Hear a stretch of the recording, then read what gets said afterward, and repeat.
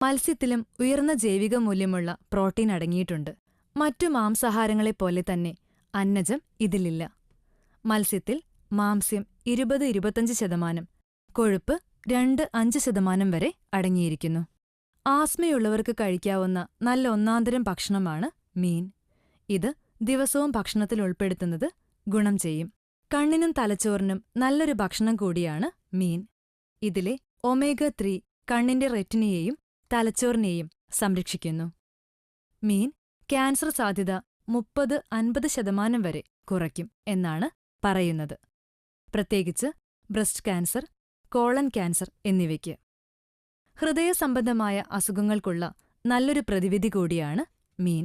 രക്തധമനിയിലെ തടസ്സങ്ങൾ നീക്കുവാൻ മീൻ കഴിക്കുന്നത് നല്ലതാണ്. പ്രമേഹ രോഗികൾക്ക് കഴിക്കാവുന്ന നല്ലൊരു ഭക്ഷണം കൂടിയാണിത്. രക്തത്തിലെ ഗ്ലൂക്കോസിന്റെ അളവ് കുറയ്ക്കാൻ ഇതിന്